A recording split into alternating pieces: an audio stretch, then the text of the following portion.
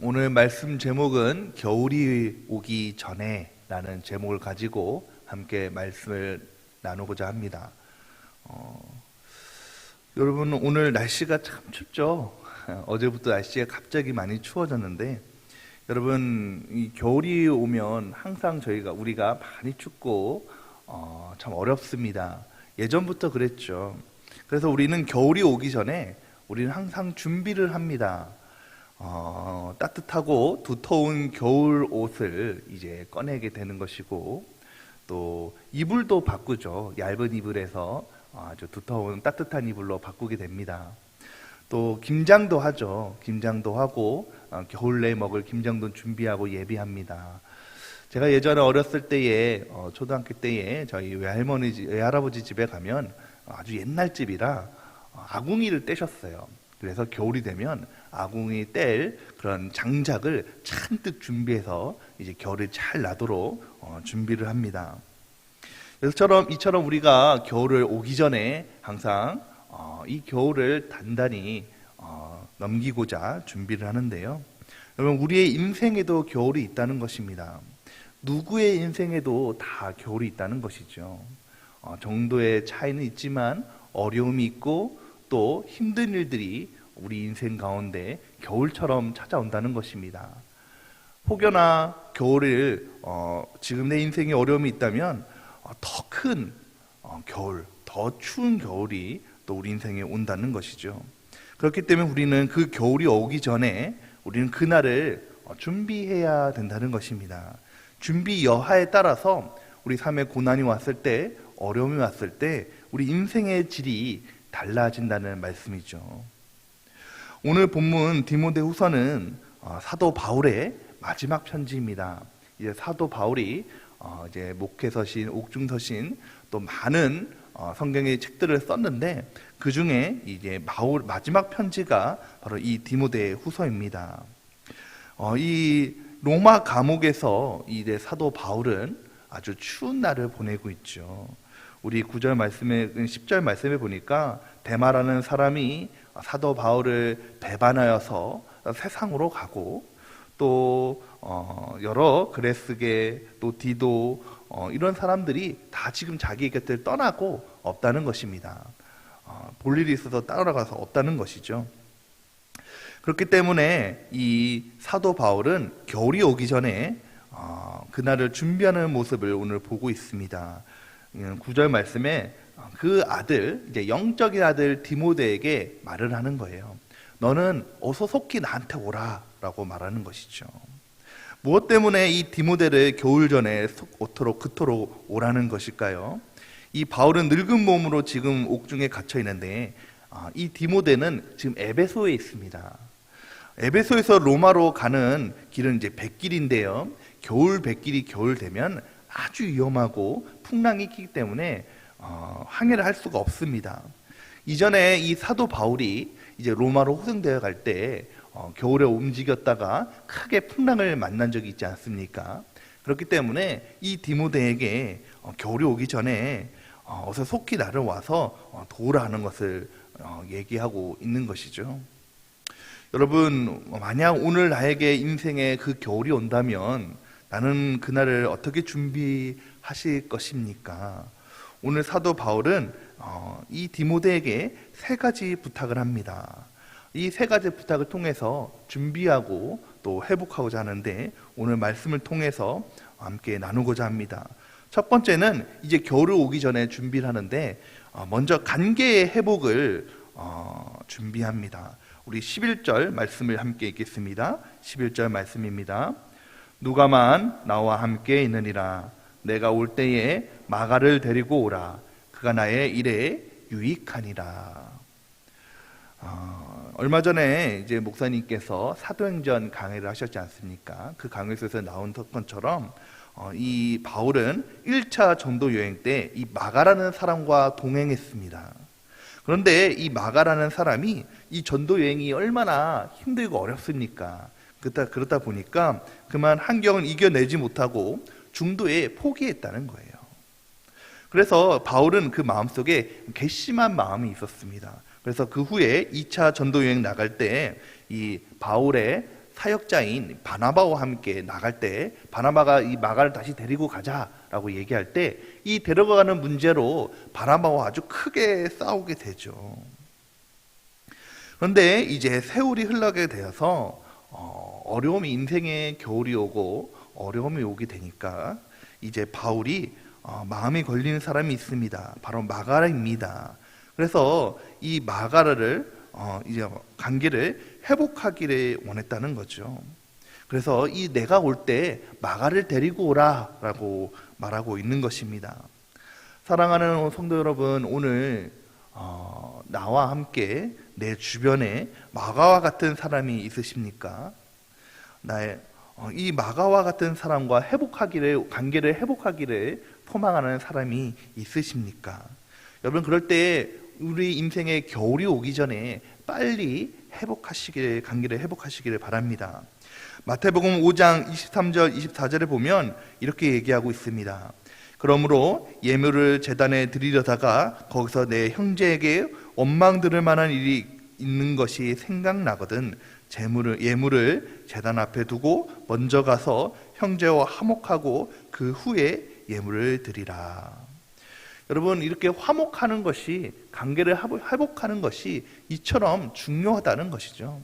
여러분, 우리 인생에 어려움이 오기 전에, 우리 인생에 더 큰 겨울이 오기 전에 먼저 관계를 회복하시는 저 여러분이 되시기를 주님의 이름으로 축원드립니다.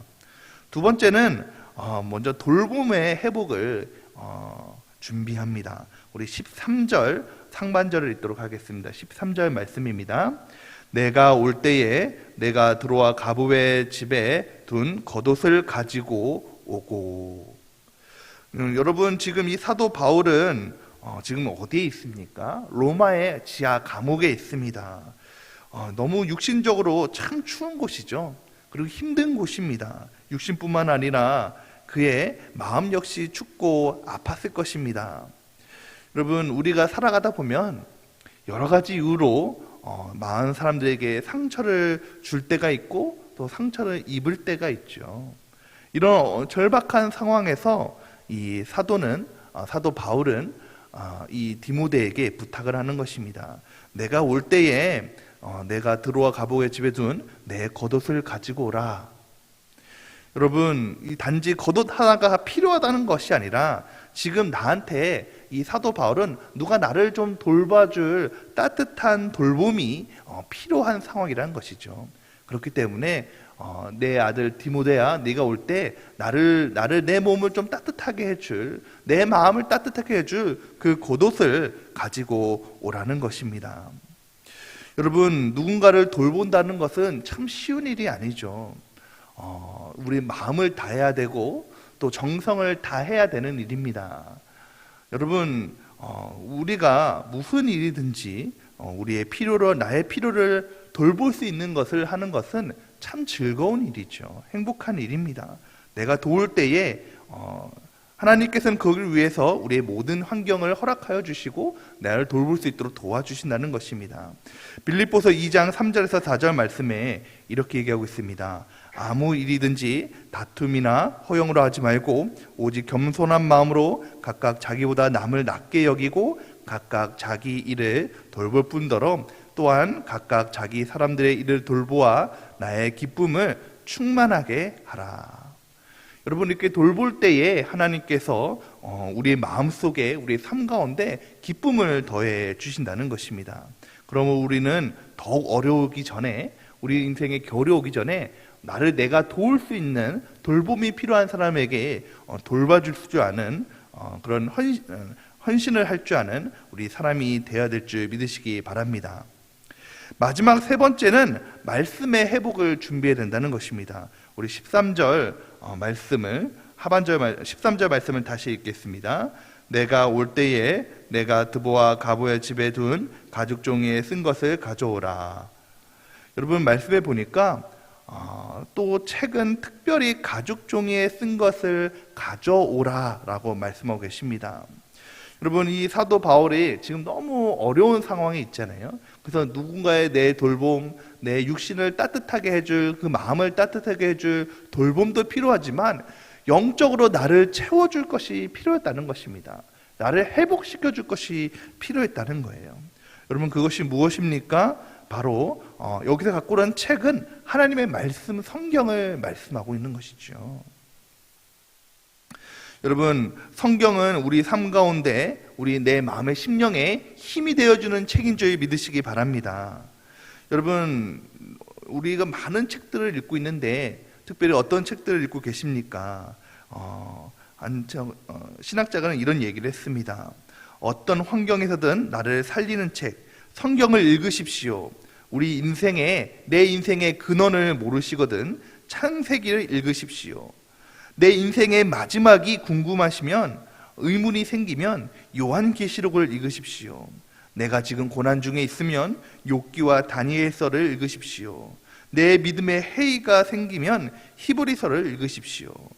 내가 사랑에 문제가 있다면 고린도전서를 읽으십시오.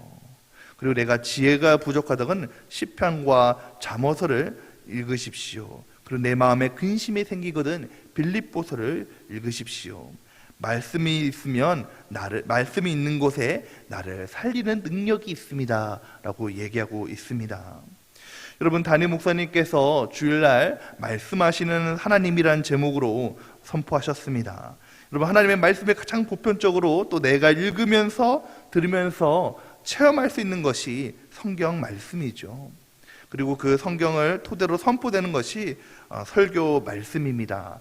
우리가 설교를 들을 때에 우리 마음속에 하나님 주시는 회복함이 일어나게 되는 줄 믿으시기 바랍니다.